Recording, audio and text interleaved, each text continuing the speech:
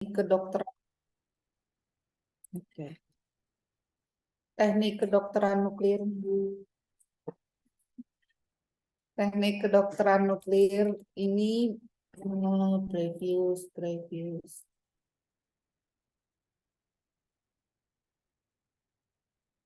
Ya, jadi pemeriksaan teknik kedokteran nuklir untuk kanker ya, ini bisa kita lakukan secara in vivo. In vivo artinya yang diperiksa di dalam badan, kemudian bisa kita lakukan in vitro. In vitro misalnya diambil darahnya, kemudian dilakukan pemeriksaan di luar tubuh. Ya, ada indikasi persiapan peran perkembangan pada diagnosis dan terapi. Nah, untuk kedokteran nuklir itu pemeriksaan merupakan, saya perkenalkan dulu kedokteran nuklir itu apa ya. Kedokteran nuklir adalah suatu bidang ilmu tersendiri yang menggunakan sumber radioaktif ya, yang tujuannya untuk melihat perubahan fisiologi dan anatomi yang digunakan untuk diagnosis dan terapi dengan menggunakan sumber radioaktif yang bersifat terbuka. Intinya itu ya, sumber radioaktif yang terbuka. Apa itu sumber radioaktif terbuka? Sumber radioaktif yang di sumber radioaktif terbuka ini yang disuntikan ke dalam tubuh. Nah, kalau sumber radioaktif tertutup, sumber radioaktif itu ditembakkan ke tubuh. Nah, tapi kalau sumber radioaktif terbuka itu sumber radioaktif disuntikan ke tubuh, kemudian dia bekerja mencari targetnya di sel kanker. Ya, baik bisa dia digunakan sebagai diagnosis, bisa dia digunakan sebagai terapi. Ya. Nah, apa bedanya? Sumber radioaktifnya berbeda. Ya. Kalau sumber radioaktif yang digunakan untuk terapi ini, kita menggunakan sumber radioaktif yang memancarkan partikel beta dan partikel alfa. Ya. Sedangkan kalau untuk diagnosis, ya, mendiagnosa penyakit, maka kita gunakan sumber radioaktif gamma atau sumber radioaktif pemancar positron. Sampai di sini jelas ya?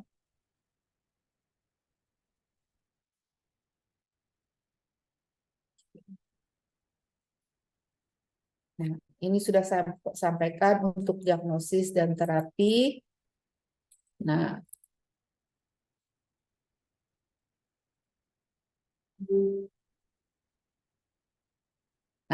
jadi radiofarmaka ini adalah artinya radioaktif dengan zat farmasis, dengan zat farmaka, zat obat ya. Nah, begitu radioaktif diikat dengan obat, dia menjadi radiofarmaka. Nah, kalau dia kita suntikkan ke dalam tubuh atau kita minumkan, kemudian misalnya ada kanker tiroid, maka radioaktif tadi kita ikat dengan zat yang bisa ditangkap oleh kanker tiroid ini. Makanya dia menjadi selektif. Ya. Tapi dia tidak ditangkap oleh jantung, dia tidak ditangkap oleh tulang. Kalau misalnya kankernya ada di tulang, nggak bisa digunakan untuk mengobati tulang. Ya, kalau kita khusus untuk kelenjar tiroid ini.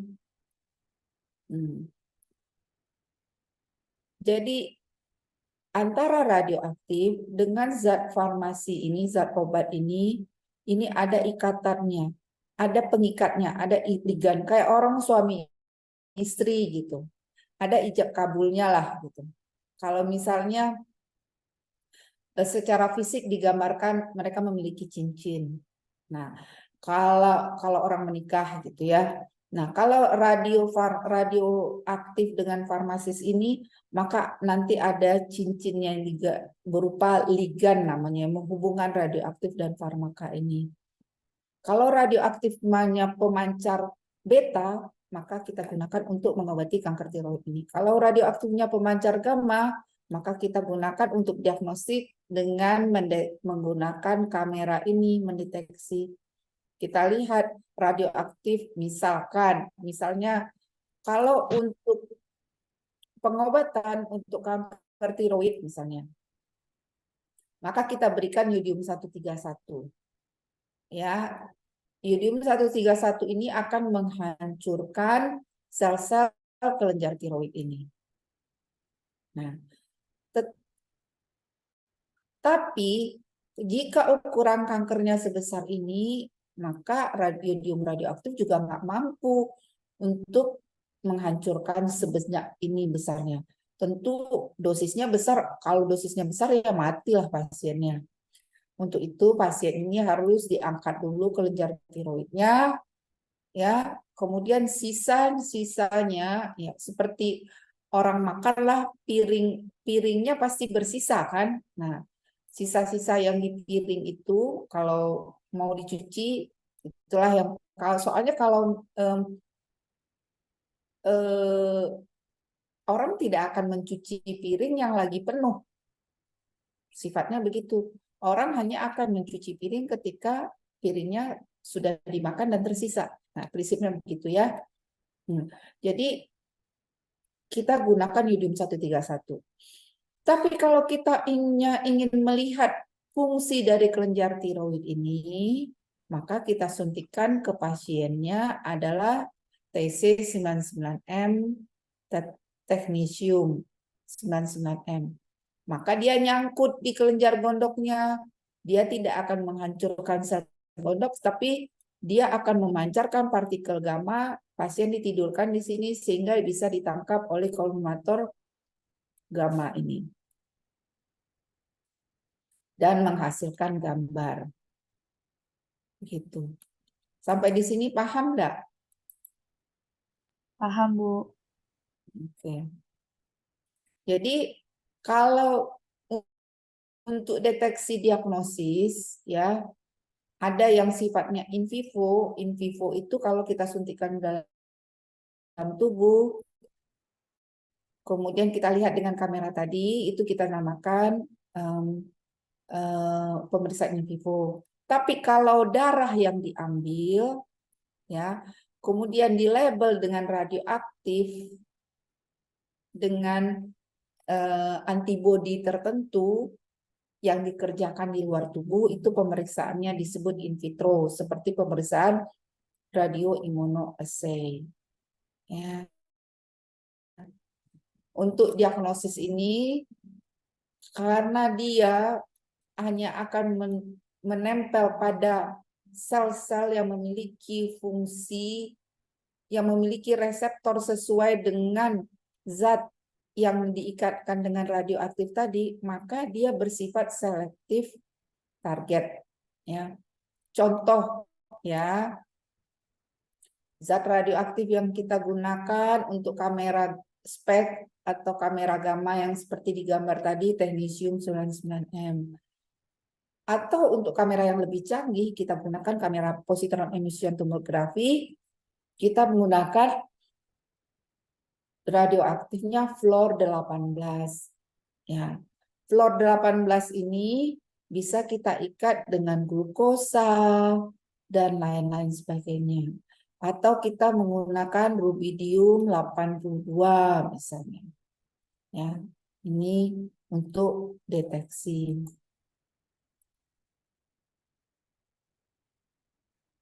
Nah, ini salah satu kalau seandainya kita mau melakukan diagnostik dengan kelenjar tiroid, pada kelenjar tiroid. Pasien kita suntikan radioaktif, kemudian kita diamkan selama 15 sampai 30 menit supaya radioaktifnya dapat terkumpul di kelenjar tiroid.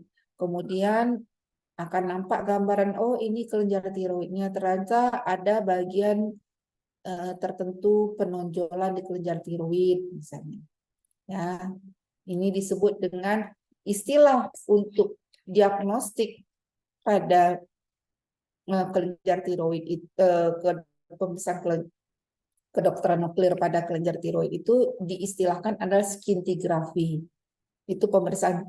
Kalau berbicara scintigraphy itu adalah pemeriksaan kedokteran nuklir.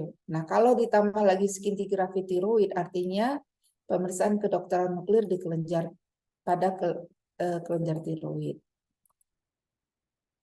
Nah, ini jika pemeriksaan itu dilakukan pada tulang, ya, kita menggunakan tadi saya katakan kalau kameranya kamera gamma atau kamera spek, maka kita gunakan teknisium 99M. Tadi kalau untuk tiroid kita hanya gunakan teknisium 99M karena teknisium 99M ini akan ditangkap oleh kelenjar tiroid. Tetapi kalau untuk pemeriksaan tulang ini, maka teknisium 99M itu harus kita ikat seperti saya katakan tadi. Harus kita tunangkan, kawinkan dengan zat radioaktif lain. Dengan zat kimia lain atau yang disebut dengan obat-obatan. Nah, ikatan teknisium itu bisa dengan fosfat. Nah, teknisium bisa metil dihidroksifosfat, bisa hidroksi metil difosfat. Nah, setelah teknisium dengan ikatan fosfat tadi kita suntikan ke dalam tubuh, nah, untuk dia masuk ke dalam tubuh ini butuh waktu sekitar 4 jam, 3 sampai 4 jam. Nanti baru dilakukan pemotoan, pencitraan. Maka kita lihat gambar seperti ini. Ini adalah gambar radioaktif yang tersebar pada tulang. Ternyata tulangnya bersih, tidak ada penyebaran kanker pada tulang. Nah, ini adalah gambaran di mana nampak berbeda dengan gambar sebelumnya. Di sini ada bagian-bagian titik-titik hitam ya. Nah, ini titik-titik hitam ini adalah menggambarkan proses keganasan pada tulang. Ya, jadi artinya kalau misalnya dia kanker payudara, artinya sudah terjadi penyebaran kankernya pada tulang yang ditandai oleh warna hitam-hitam ini. Ya, tuh. Nah, kalau misalnya pada ini gambar yang lainnya ini juga adalah ini malah tidak hanya di tulang daerah rongga apa namanya torak rongga dadanya saja tulang-tulangnya, tapi juga sudah menyebar ke tulang pada paha kiri dan paha kanan, ya. Jadi dengan demikian dapat diketahui berapa banyak apakah pasiennya apakah pasiennya seberapa jauh penyebaran penyakitnya pada tulang. Ya, ini adalah untuk gambaran yang menggunakan kamera spek ya, kamera spek. Nah, bagaimana untuk kamera yang menggunakan teknisium sebagai yang memancarkan partikel gamma sebagai sumber radioaktifnya? Ya. Pemeriksaan kamera menggunakan kamera positron emission tomography yang mana kita menggunakan sumber radioaktif positron seperti fluor 18 dioksiglukos. Kita lihat beramai-ramai sebentar ya.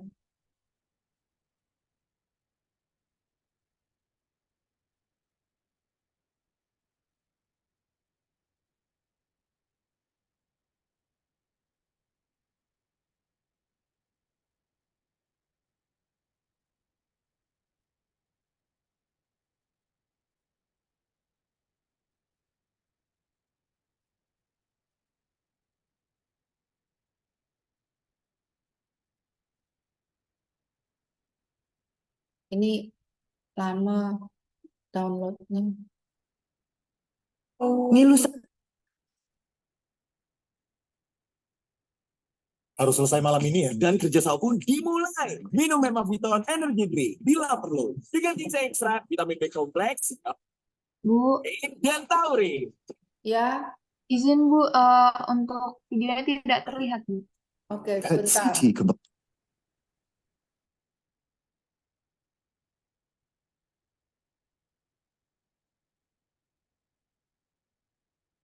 Udah kelihatan sekarang. Sudah Bu.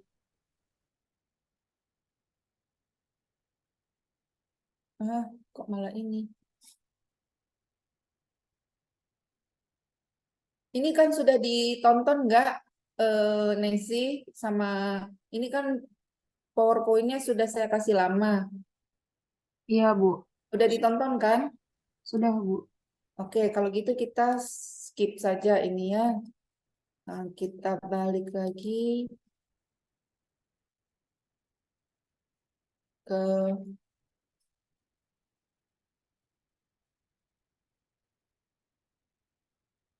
nah ini pemeriksaan radio immunoassay. Ini saya sudah, oke. Kita diskusi seperti saya katakan ke Nancy. eh, kita diskusi. Silakan bertanya. Kalau nggak, saya yang bertanya.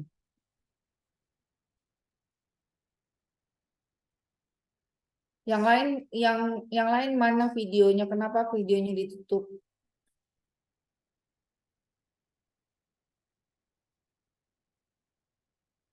Suci Fatia.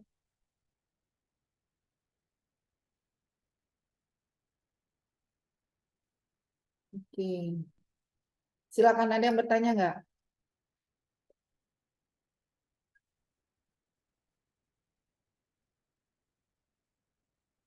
Kalau nggak, saya yang bertanya. Jasmine, bisa dengar saya? Bisa Bu. Sudah nonton video pemeriksaan PET?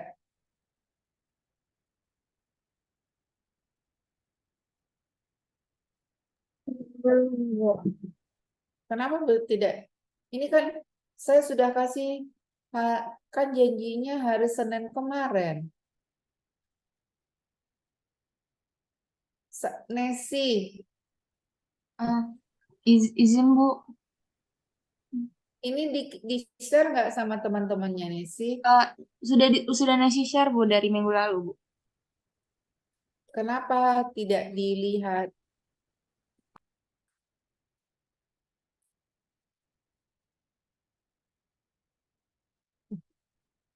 Pelda Widya,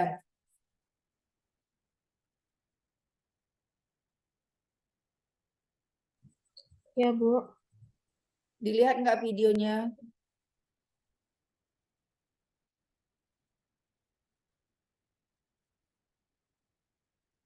Ada Bu. Kalau ada, apa yang coba jelaskan apa itu pemeriksaan PET?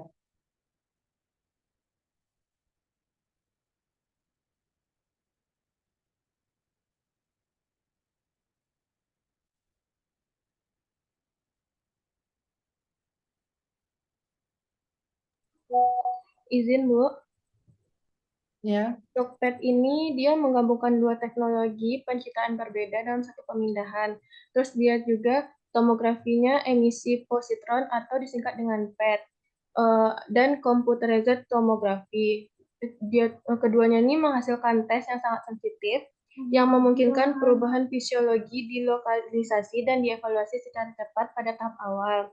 Untuk PET ini dia mengukur proses biologis tubuh dan kalau CT ini dia menghasilkan gambar penampang resolusi tinggi dari anatomi tubuh, Bu.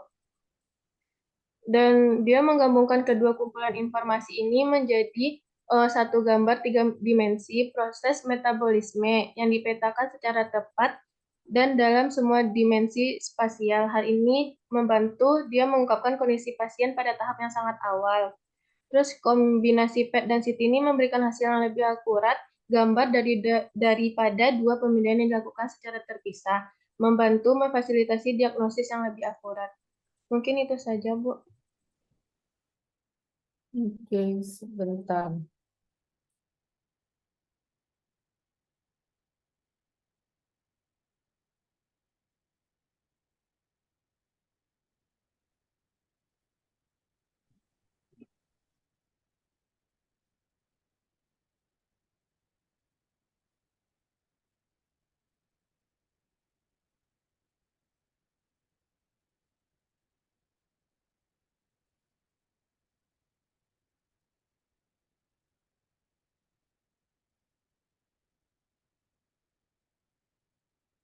Kenapa ini?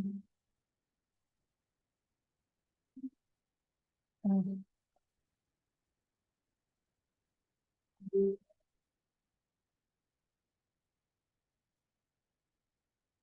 Kenapa gambarnya seperti ini ya?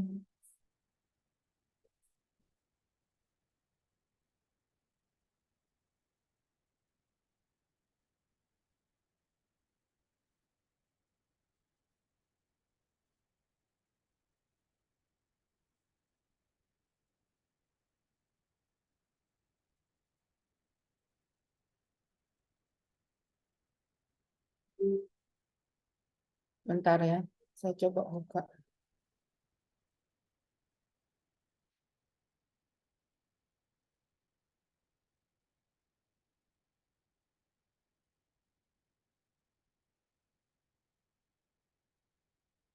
Rem Komtase investigasi.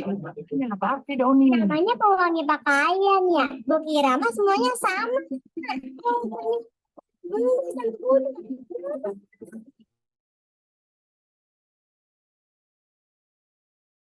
Begini ceritanya. Ya, bahkan Berdasarkan temuan tim Rem Komtase, ini Kiki memilih pewangi oplosan.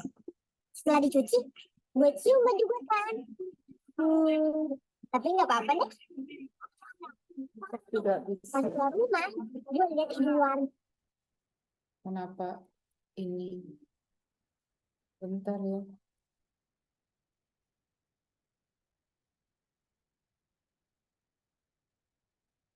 Kenapa?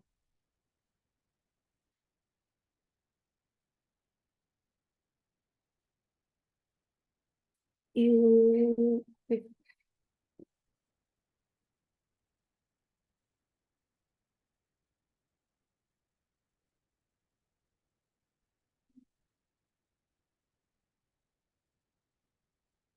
PPT.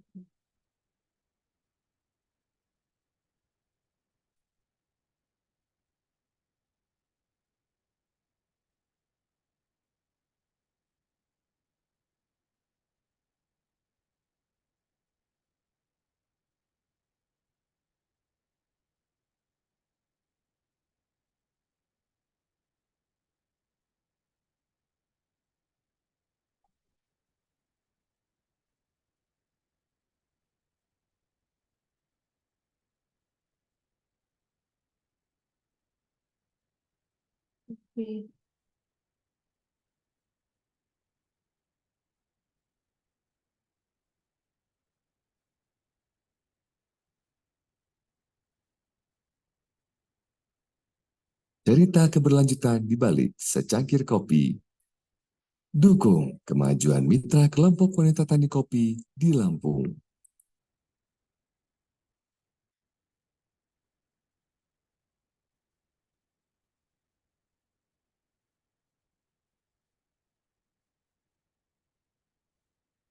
Kelihatan ini layar saya? Terlihat, Bu. PET-CT combines two different imaging technologies in a single scan: positron emission tomography, or PET for short, and computed tomography. Nah, ini adalah gambaran dari PET CT ya, yang kita menggunakan fluor 18 ya, salah satunya bisa positron ya. Ini adalah hasil PET-nya ya, hasil radioaktif yang menyebar di seluruh tubuh ya, terutama dia ada di otak karena otak aktif melakukan metabolisme. Kemudian ini ada di jantung juga karena jantung aktif berkontraksi. Ini ada di bagian vesika urinarianya. Nah, ini adalah karena gambar ini kan nggak jelas nih ya, gambarnya nggak begitu jelas, maka untuk menentukan lokasi-lokasi ini ada bagian-bagian yang meningkat radioaktifnya, ini kelenjar limfenya, maka gambar radioaktif, distribusi radioaktif di dalam tubuh ini digabungkan dengan pemeriksaan CT scan, ya. Nah, saudara, itu pemeriksaan CT scan ini adalah pemeriksaan dengan menggunakan sumber sinar X dan kemudian dilakukan pemotongan tomografi dari bagian tubuh. Maka gambarnya seperti ini.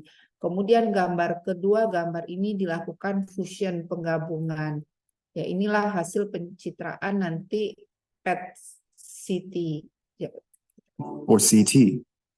Together, they result in a highly sensitive test that allows physiological changes Jadi karena radioaktif itu bersifat spesifik di sel-sel yang aktif melakukan metabolisme, maka pemeriksaan ini sangat sensitif untuk mendeteksi adanya penyebaran kanker di dalam tubuh, ya. Nah, jadi di tingkat seluler penyebaran, karena kita melihat sebelum jaringan atau organ itu rusak karena radioaktif, maka di tingkat akan terjadi perubahan di tingkat seluler sebelumnya. Nah, perubahan di tingkat seluler inilah yang ditangkap oleh radioaktif tadi, ya. be precisely localized and evaluated at an early stage. PET measures the body's biological processes. CT generates high-resolution cross-sectional images Nah, ini adalah PET, ya, pemeriksaan yang saya jelaskan, sedangkan CT adalah melakukan pemotongan dengan menggunakan teknologi tomografi, ya.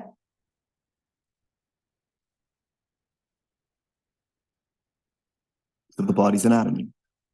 By combining both sets of information into a single three-dimensional image, metabolic processes are mapped precisely and in all spatial dimensions. This helps to reveal the patient's condition at a very early stage. The combination of PET and CT gives a more accurate picture than the two scans performed separately, helping to facilitate a more accurate diagnosis.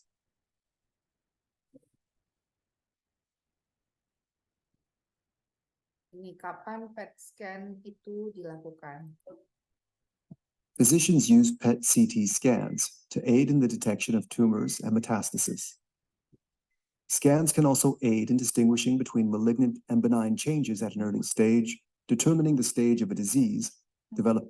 Jadi, jika ada seperti tadi benjolan di paru, maka radioaktif akan terkumpul di benjolan tadi. Kalau benjolannya ganas, maka radioaktif akan semakin banyak di sana karena proses keganasan akan membutuhkan glukosa yang meningkat. Karena fluor 18 tadi diikat dengan glukosa, ya. A treatment strategy and monitoring the response.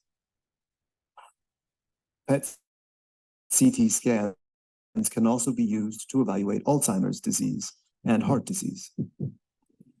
Penyakit seperti gangguan pada otak, ya, Alzheimer, demensia. Pernah dengar nggak apa itu penyakit Alzheimer dan demensia? Nah, jadi Alzheimer itu penyakit pada orang lanjut, ya, yang disertai dengan dia sebetulnya mirip dengan demensia, tetapi suatu kondisi yang berbeda karena lokasi kerusakannya berbeda. Metabolic activity is measured using so-called PET tracers. These are weakly radioactive biomolecules that behave like normal biomolecules and accumulate where needed. The PET scanner records an image of the tracer distribution as it collects in areas of higher metabolic activity, similar to cars gathering in a parking lot. These areas show up as bright spots on the PET scan.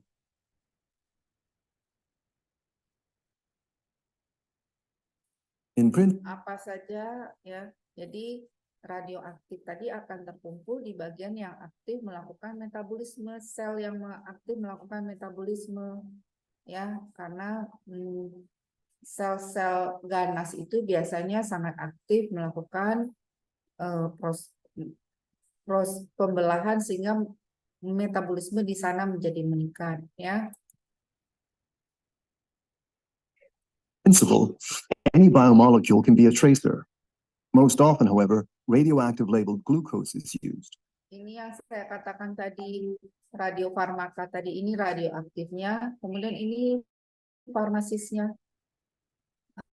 Dia membuat link nanti, ya, antara radioaktif dengan farmakanya. Dalam hal ini farmakanya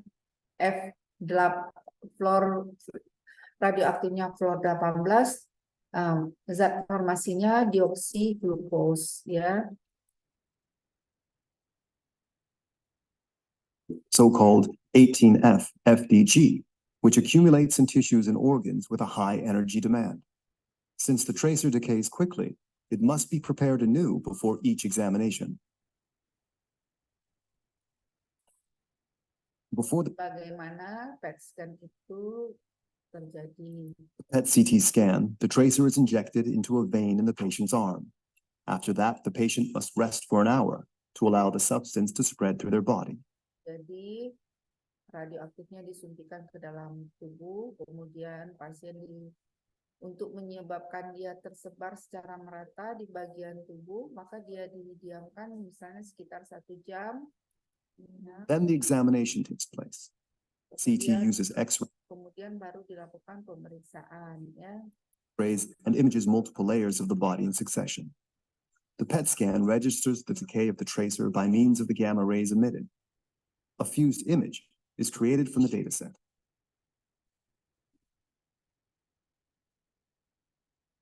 (18F FDG glucose has a short half-life. After 2 hours, only half of the radioactivity remains. After 4 hours, only a quarter, and so on.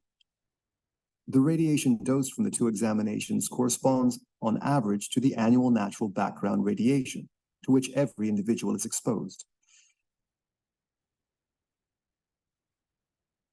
At present, PET CT scans are used to make mainly static images of the metabolic processes. The future will be dynamic imaging that captures and quantifies the metabolic processes over time. This will give physicians additional information to be able to diagnose, stage, treat, and monitor disease more effectively.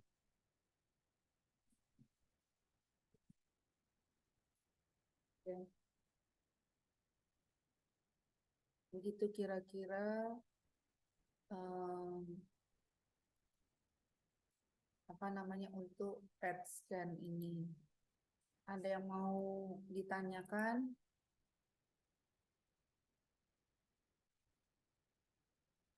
Atau tidak mengerti sama sekali? Zahra Fauzia, Ya, Bu. kamu ngerti nggak? Mengerti, Bu. Apa yang kamu mengerti? Coba sampaikan.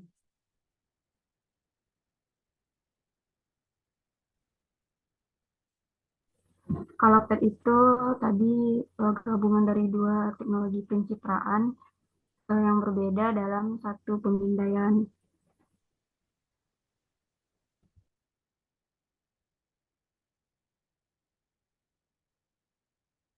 Terus aktivitas metabolismenya diukur dengan pelacak PET-nya, Bu. Dengan apa? Pelacak PET yang merupakan biomolekul radioaktif. Alisa Zanura. Orangnya mana nih?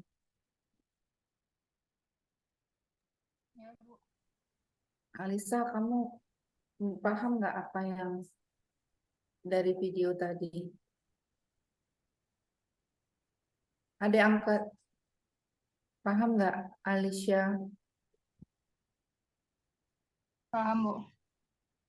Jadi pemeriksaan PET itu gimana caranya?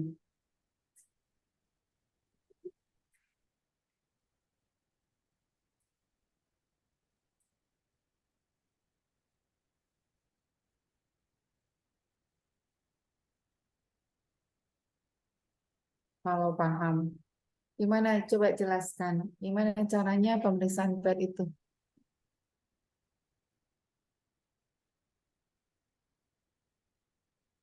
Oh, jadi PET itu pasien itu diminta untuk berbaring di atas tempat tidur khusus. Habis itu pasiennya itu didorong ke dalam alat PET scan itu, Bu, yang bentuknya tuh mirip sama mesin CT scan gitu, Bu. Lalu nanti mesin PET itu dijalankan untuk memindai organ tubuh pasien tadi. Kira-kira itu, Bu. Jadi pasien disuntikan dengan radioaktif dulu. Ya, kalau dia nggak ada disuntik radioaktif, percuma juga dia didorong ke dalam mesin. Karena mesinnya nggak ada radioaktif, yang ada radioaktif di dalam tubuh pasien. Ya, nah radioaktif itu dia harus diikat dengan zat yang misalnya kalau kita mau curiga apa, kita mau meriksa kanker. Nah, kanker itu kan sifatnya adalah sel yang tumbuh secara berlebihan ya, yang tidak terkontrol. Nah, artinya proses metabolisme di situ meningkat, kebutuhan glukosanya akan meningkat. Maka zat radioaktifnya kita ikat dengan yang dengan glukosa.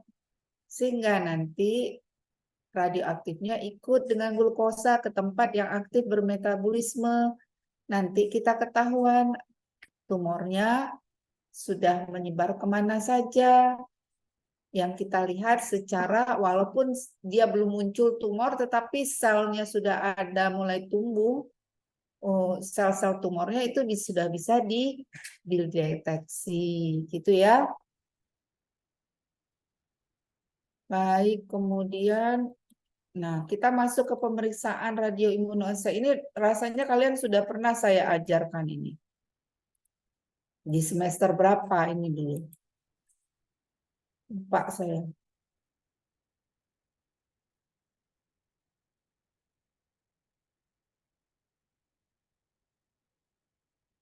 Nah, ini untuk radioimunoassay. Pak, kenalin ini calon aku.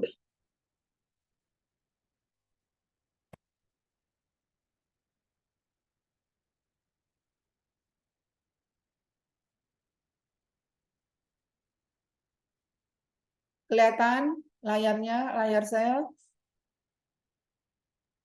Izin Bu, terlihat Bu. Cantik sih, tapi kok bajunya bau apa ya? Wanginya nggak ada, hai. Tadi masih barunya bikin bayi. Tapi wangi. Baru mau kumbus. Harus selesai malam ini ya. Dan kerja sao pun dimulai. Minum Memaviton Energy Drink bila perlu. Dengan tinta ekstra. Hi, and welcome to my video series of biotechniques explained in 5 minutes, where I explain a biotechnique in less than 5 minutes or so. So if you haven't yet subscribed my channel, hit that subscribe button. And why are you waiting for? Today's installment, we're going to talk about radioimmunoassay, which uses antibodies to detect and quantitate the amount of antigen in a sample. Here is a multi-well plate where you would add your sample that need to be analyzed. Jadi ini adalah multiplet yang sudah ada zat radioaktifnya ya. Nah, kemudian kita tambahkan sampel. Kalian ada praktikum nggak ya? Praktikum ELISA? Belum ada praktikum ELISA Bu. Belum ya? Karena prinsipnya mirip dengan ELISA ya. And where you want to know about its concentration. So let's look at one well to understand the principle a bit more details. So let's say you want to detect an antigen A. And you ask the question, this antigen A is present in the patient sample or not? So first kita ingin mendeteksi apakah sesuatu antigen, misalnya antigen penyebab kanker payudara, misalnya BCL2 gitu ya.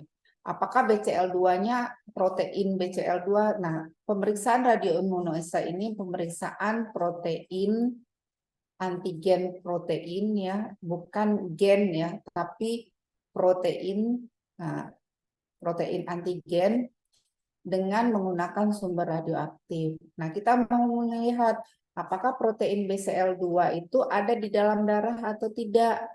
Nah, maka kita lakukan dengan cara, nah ini tabung ini sudah di tabung yang ini ya sudah diberikan di label dengan kalau dalam tubuh kita lihat antigen dengan antibodi ya. Coba saudara lihat. Put the well with antibody against A or anti-A, let's call it. And now you put radio-labeled antigen A, or let's say any other kind of labeled antigen A. And lastly, you put patient's serum-derived or patient's serum or patient's body fluid, which expected to have antigen A. And that's the question, whether the patient's serum has antigen A or not. That's the thing that you want to detect. So simply, radioimmunoassay relies on the principle of competitive binding, where a radioactive antigen, this is a tracer, would actually compete with a non-radioactive antigen to bind to this particular antibody shown here. Now, if the patient sample has huge amount of these unlabeled antigens, then radioactivity would be decreased progressively with the increase of the antigen concentration. And a nice plot could be derived from that, which is a linear regression.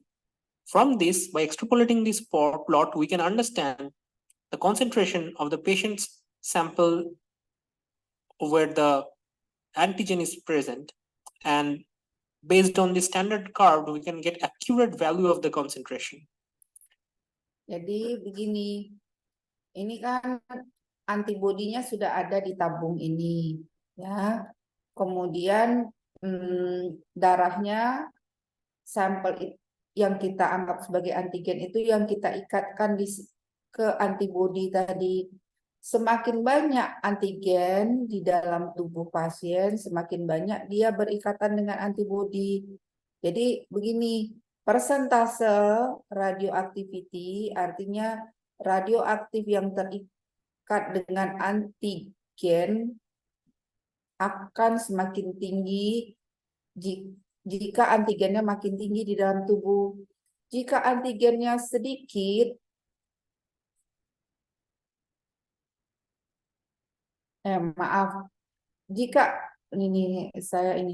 jika anti radioaktifnya banyak berikatan dengan dengan antigen, maka artinya persentase ikatannya akan menjadi tinggi, ya. Jadi seperti ini. Kalau persentase ikatannya sedikit, nah konsentrasinya ini kan menunjukkan konsentrasi banyak. Ini artinya menunjukkan konsentrasi makin ke atas makin banyak. Ini adalah kurva normalnya, ya. Nanti semakin banyak ikatan radioaktif, konsentrasi antigen artinya juga akan makin banyak. Yang digambarkan oleh grafik seperti ini. Nah, nanti kita misalkan kita dapat konsentrasi antigennya 20. Kalau misalnya ini kita bagi menjadi 100, maka mungkin kalau 20 di sini, maka konsentrasi yang berikatan dengan radioaktifnya di sini. Maka ini dia. Ya. So if you have a higher concentration, radioactivity would be very low, or radioactivity or the rate of decrease of radioactivity would be quite high. And if you have a low level of antigen in the patient sample, radioactivity won't fall that much. So depending upon how much percentage of the radioactivity is reduced, gives us a quantitative measure about the amount of antigen present. Now let's say we have a patient scenario 1 and a patient scenario 2, and both the cases, as you can see, patient 2 has more antigen present in its serum. So as expected, after washing these things, what you would see is the second case is the radioactivity would really fall, because there most of the labeled antigens are replaced by unlabeled antigen. Why is so? Because unlabeled antigen was higher in concentration. Whereas in the patient 1, the unlabeled antigen was not so much. As a result, not too much of radioactivity is going down, and there are few radioactive antigens which are still labeling the antibody. So based on these observations, we can clearly understand a quantitative measurement about a patient sample. So let's look at the downside and the upside of this process. It is very sensitive process, and it is possible to detect as low as few picograms of antigen, provided your antibody is super good. But the downside is it uses radioactive materials, which could be hazardous.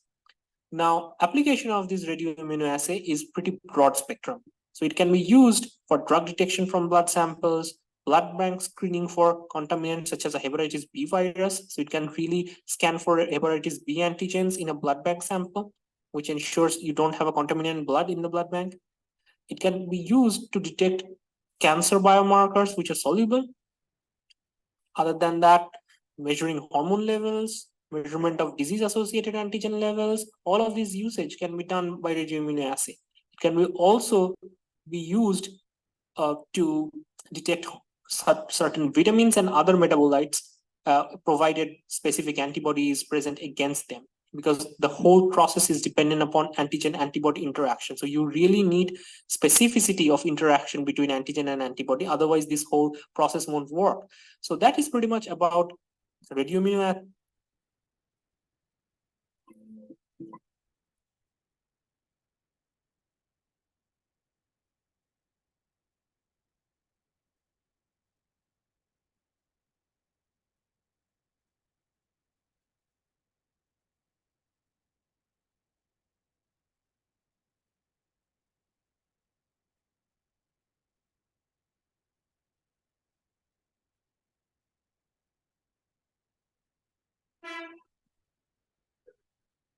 Ini makin banyak, makin lama ya. Oke.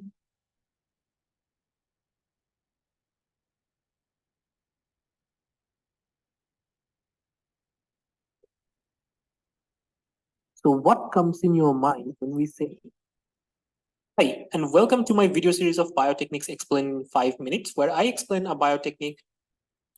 So let's look at one way to understand the principle a bit more.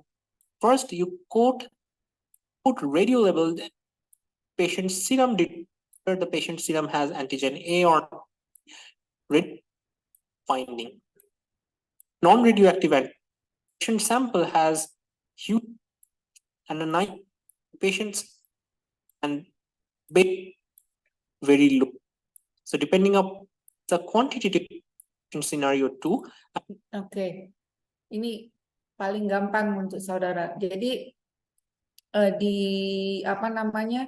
Di dalam tabung reaksi ini sudah diikat antibodi bersama dengan radioaktif. Yang radioaktif itu adalah yang berwarna biru, ya. Kemudian di dalam tabung itu kemudian dimasukkanlah sampel darah yang mengandung antigen yang mau kita periksa. Nah, jika antigen ini dia cocok, kalau memang benar dia antigen yang sesuai dengan antibodi, pasti dia akan menempel di antibodi ini, yang menyebabkan dilepaskannya radioaktif dari antibodi ini. Kelepas dia ya. Jadi berikatanlah antibodi antigen ini dengan antibodi yang ada di dalam tabung. Artinya bagian radioaktifnya terlepas. Dia nempel ya, seperti ini. Nah, makin banyak antigennya, makin banyak yang terlepas, maka persentase ikatan anti radioaktifnya akan semakin kurang. Jadi ini terjadi kalau setelah kita cuci. Jadi sesudah kita masukkan sampel ya, kemudian kita vertek. Masalah saudara belum ikut, belum ada praktikum ELISA ya.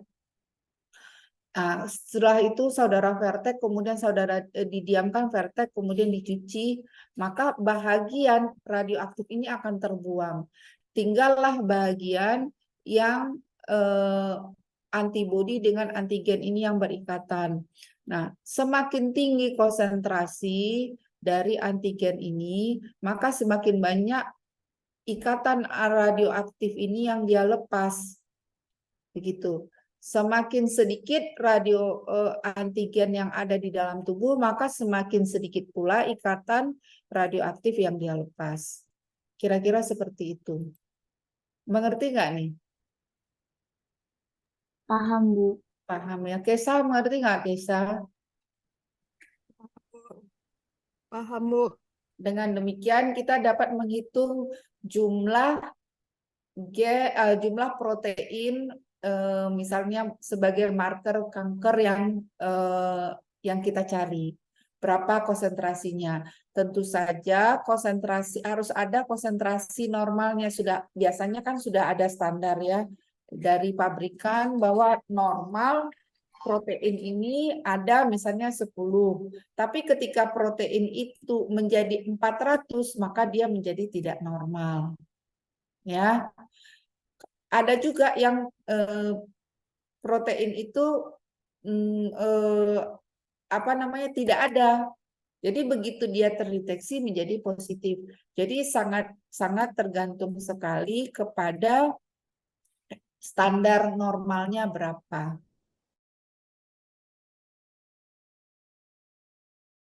Untuk dapat dilakukan analisis. Nah, teknik ini disebut radioimmunoassay karena kita menggunakan sumber radioaktif, antibodinya terikat dengan radioaktif di awal. Kemudian antigen yang dalam tubuh itu yang melepaskan ikatan anti radioaktif tadi.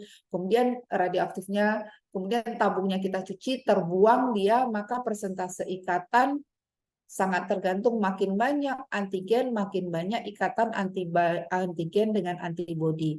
Semakin sedikit antigen, maka semakin sedikit ikatan antigen antibodi, artinya semakin banyak ikatan radioaktifnya. Begitu ya. Jadi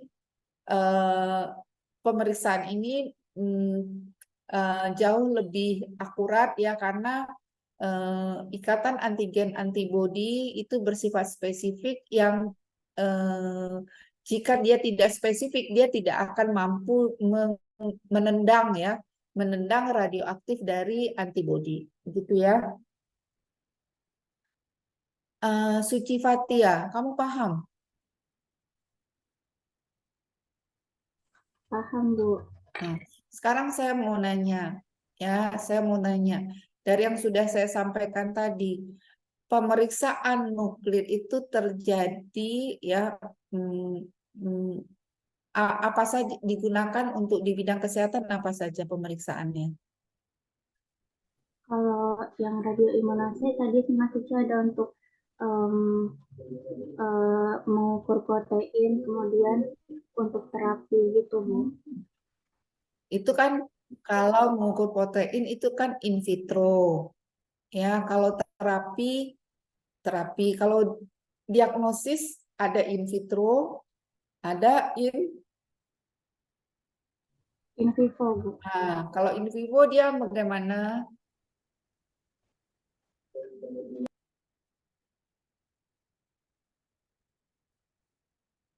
Kalau in vivo dia gimana?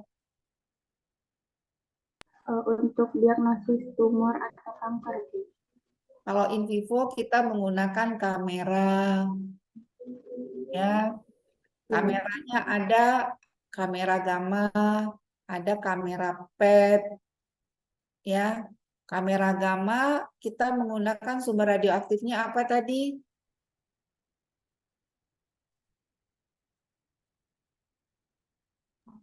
Adam Fitra.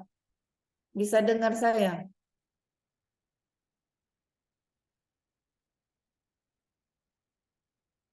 Adam Fitra, kamu bisa dengar saya nggak?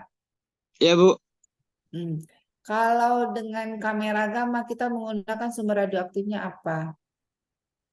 Ini Bu, apa tadi? TC99 itu Bu. Sebagai pemancar apa dia?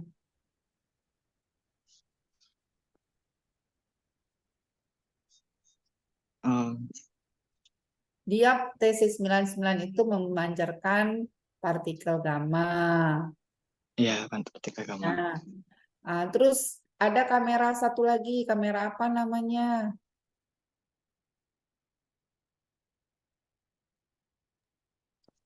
Ini Bu, kamera PET CT tadi Bu. Zat radioaktifnya kita pakai apa?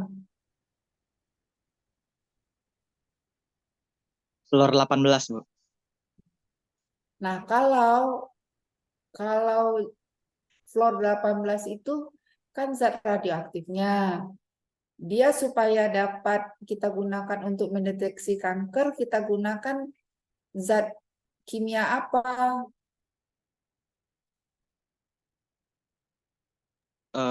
Ini diikat dengan glukosa Bu. Ya, diikat dengan glukosa. Ya. Oke, ada yang bertanya? Bu, sebelumnya saya ingin bertanya, Bu. Ya. Untuk pemeriksaan radioimmunoassay, zat radioaktif apa yang umum digunakan, Bu?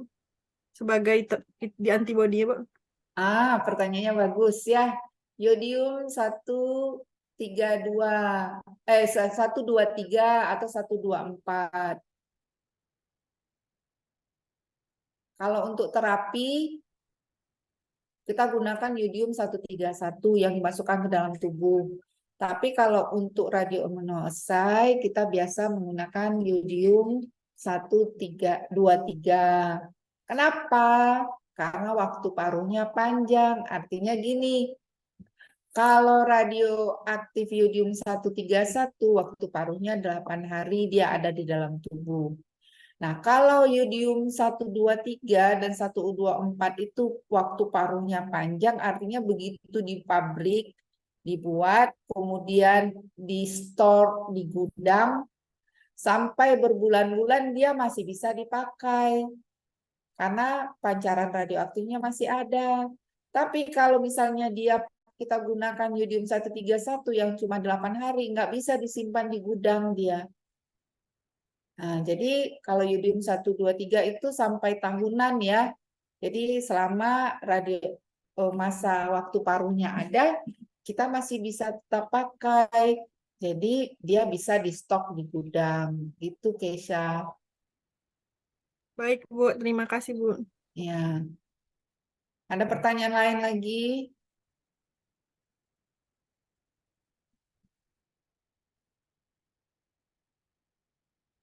Kalau nggak ada, saya harapkan walaupun waktunya singkat, minimal saudara paham bahwa pemeriksaan nuklir bekerja di tingkat molekuler baik di dalam tubuh, bisa digunakan untuk diagnosa di dalam tubuh maupun diagnosa darah, tapi dilakukan pemeriksaannya di luar tubuh.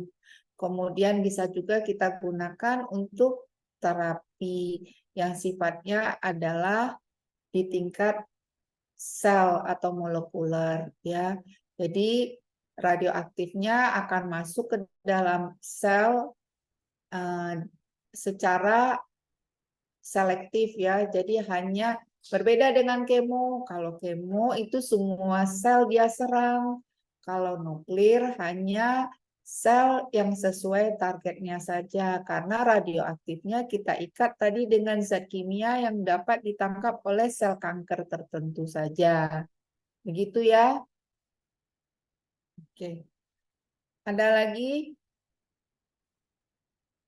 Kalau tidak ada, kita akhiri sampai di sini. Nanti paling mungkin ada soal dari saya ya. Ya, sampai demikian. Assalamualaikum warahmatullahi wabarakatuh. Waalaikumsalam. Terima kasih banyak Bu. Terima kasih, Bu. Ya.